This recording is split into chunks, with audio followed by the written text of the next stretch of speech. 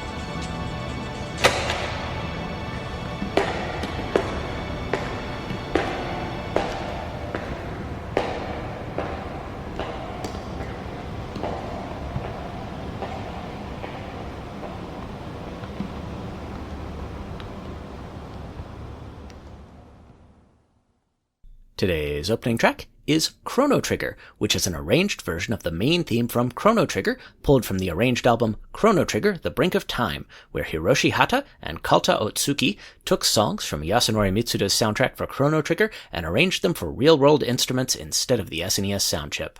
I normally don't play arranged tracks on the show, and I normally don't start the show with a song that clocks in at over 6 minutes, but this is a special episode. For the last couple of years, several of us VGM podcasters have taken part in Masters of VGM. And while we've all enjoyed that, it's pretty much run its course. But I've talked to some other people in the VGM podcasting community via various socialist media platforms, and after some discussions with Heat Override of Bring the Pain, St. John over at Nerd Noise Radio, and VGM Journey host Alex the Messenger, the drippings of an idea have congealed into a concept for the VGM Hall of Fame. St. John and Alex have already done episodes, and so has Martyrus from RE-VGM, and now it's my turn. I don't think any of us have the financial resources to put together an actual physical VGM Hall of Fame, but if I did, I can think of several soundtracks that I'd want to include, and so this episode will focus on those soundtracks that are my personal inaugural inductees into our esteemed pantheon.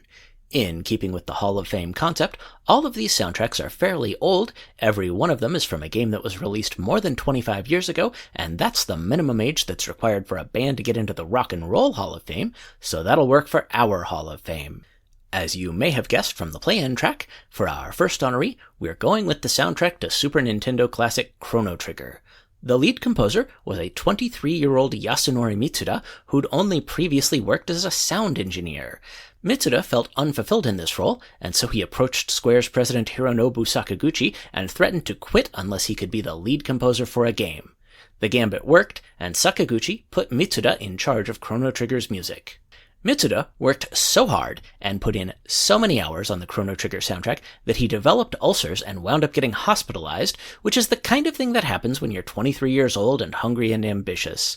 Nobuo Uematsu stepped in to help finish out the soundtrack with a little help from Noriko Matsueda, and together they came up with one of the major works in the SNES musical canon. I'm going to play a block of 4 songs from this soundtrack, and they're kinda sorta in an order that you'd encounter them as you played through the game. We'll start off with Guardia Millennial Fair, which is from the game's opening moments, and then we'll hear Robo's theme, which is a character theme for the game's robotic party member from the future. It's also been mashed up a few times with Rick Astley's pop classic Never Gonna Give You Up, as they have some similar beats that go well together. For the third song, it'll be Corridors of Time, which is not only my favorite song on the soundtrack, but my favorite piece of music ever composed for the Super Nintendo. I even use it as the ringtone on my phone. And finally, it'll be Last Battle, which is the game's climactic final boss fight song. It's time to travel through time.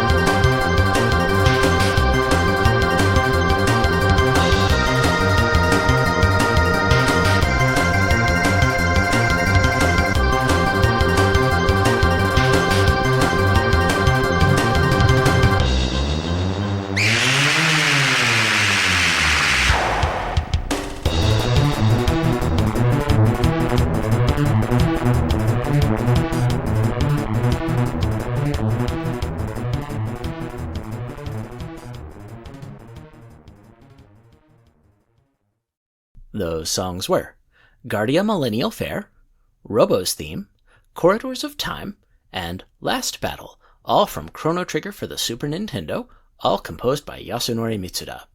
I picked out 4 games for my VGM Hall of Fame class, and 3 of them are widely considered to be classics by everyone who's into game music.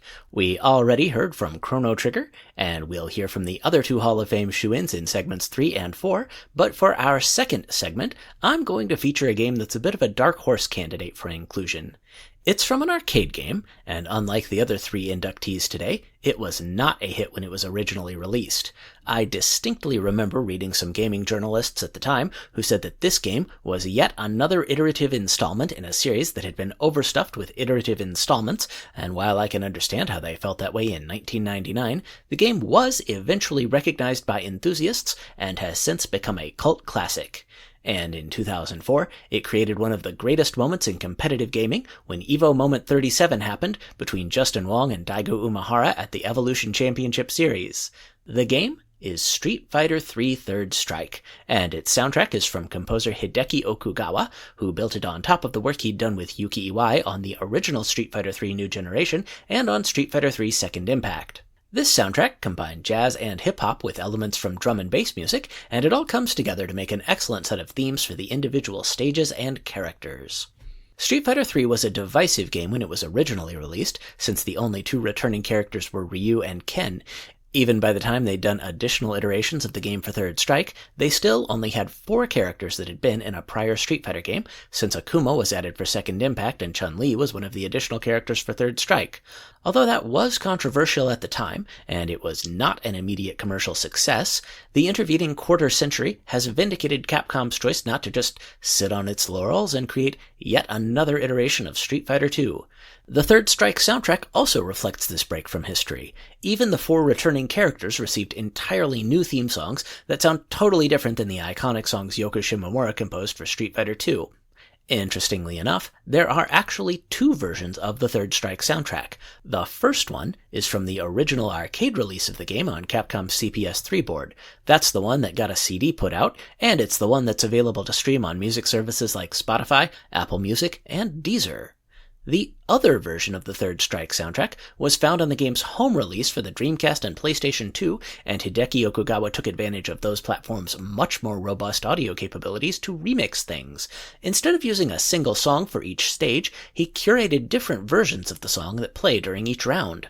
Most of the songs I'm going to play are from the arcade version, but if you want to hear a bunch of the soundtrack that was arranged for the home releases of the game, my fellow VGM podcaster Jameson did a deep dive into that version of the soundtrack on episode 15 of his show Bar Silence. I'll link to it in the show notes.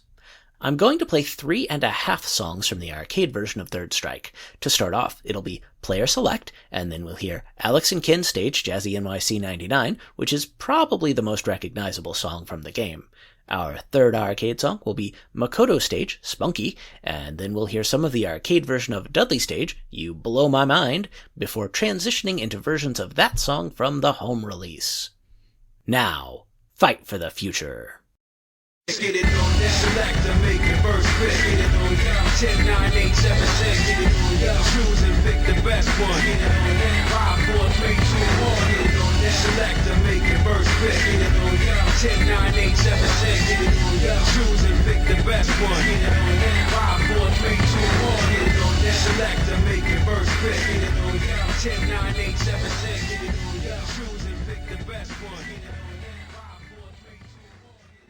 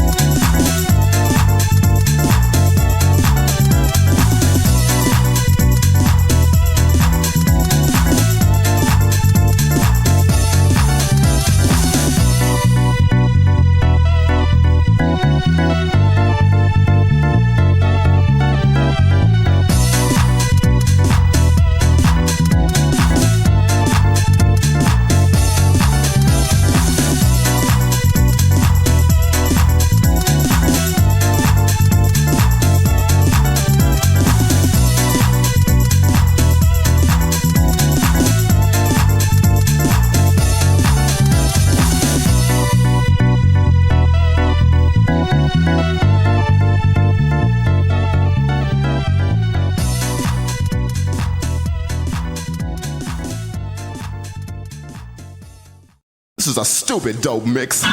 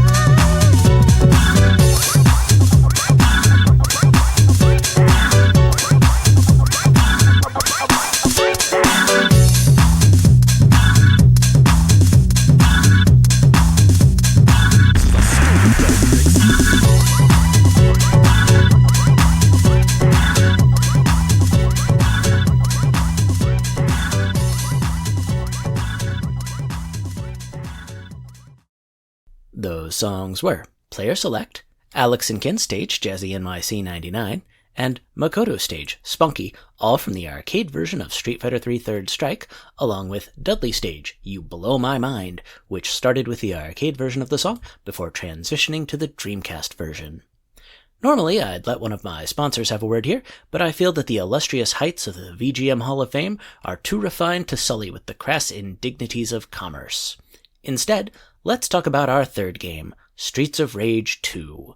Also known as Bare Knuckle 2 in Japan, Streets of Rage 2 is a side-scrolling beat-em-up with an urban setting, and it has a lot in common with Double Dragon and Final Fight. It is an absolute classic of its genre, and it's been included in just about every Sega compilation of Genesis games ever made.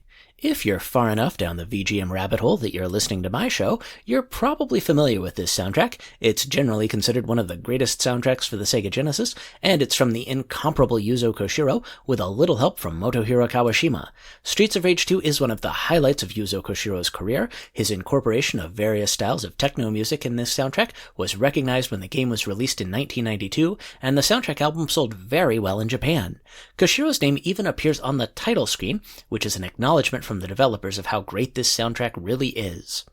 I cannot praise this soundtrack enough. I have played multiple songs from it before, and I even devoted an entire segment to it when I did a Yuzo Koshiro career highlight episode for the initial round of Masters of VGM.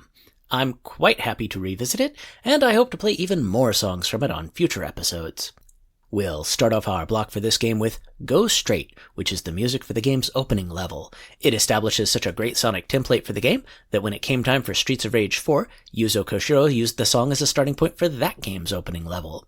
We'll follow that up with Dreamer, which is a song that shows off the disco and house music influences that Koshiro drew from, and then we'll hear the more laid-back grooves of Slow Moon, which showcases some of the New Jack Swing and 90s R&B sounds that are heard on the soundtrack. Our fourth song will be Wave 131, which is a straightforward dance jam, and to close out the block, we'll hear Back to the Industry, a song from a stage near the end of the game set in a factory. Let's take our bare knuckles to the streets of rage.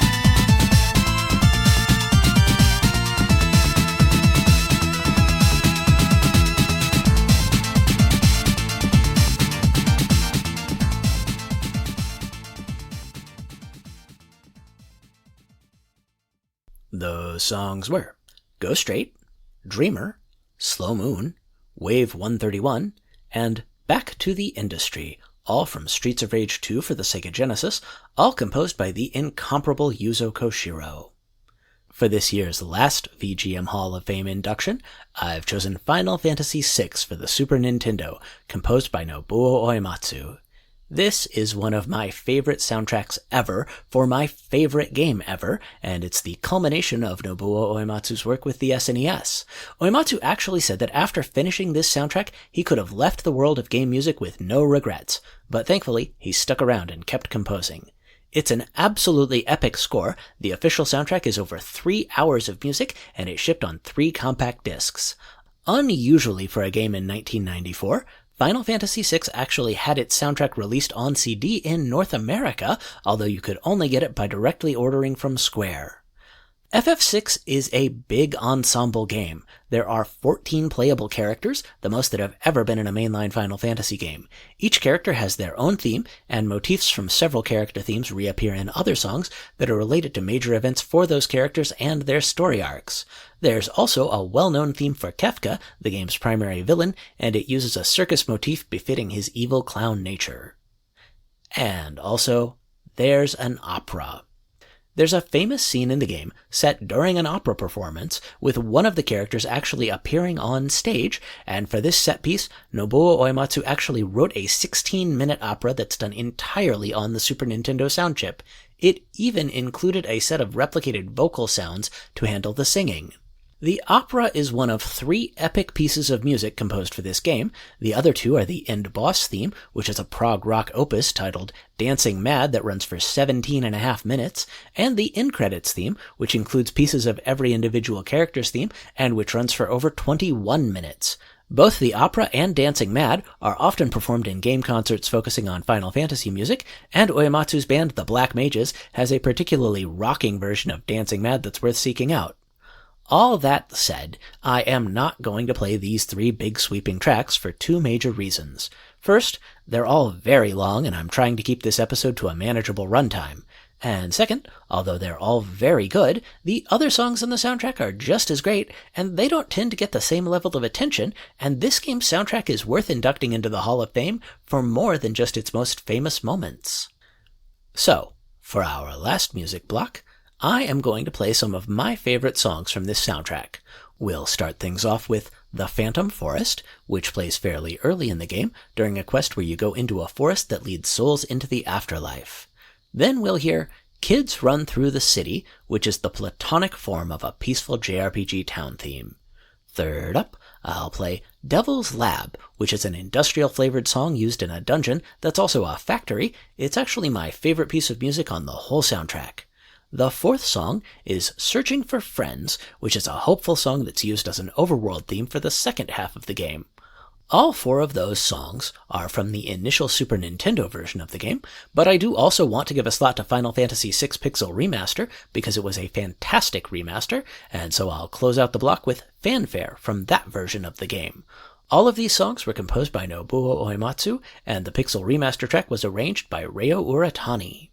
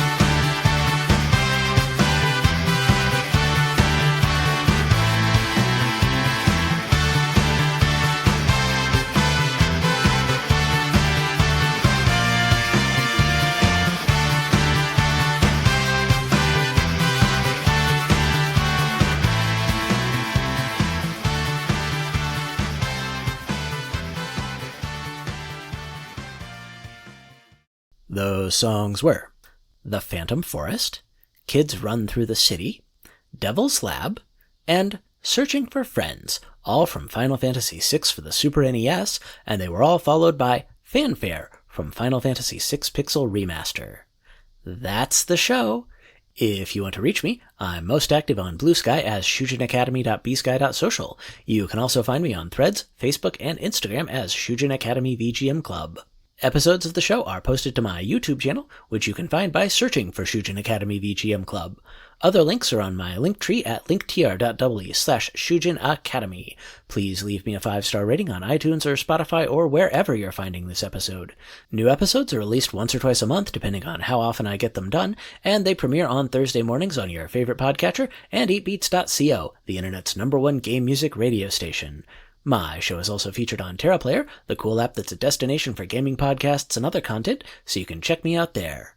Finally, if you just can't get enough of me, I'm also voicing esports reporter Samson Escapades on audio drama How Much in Bison Dollars, which you can find on FGC Radio and RSS.com. If you're listening on Spotify, please be aware that they've pulled a few of my episodes before.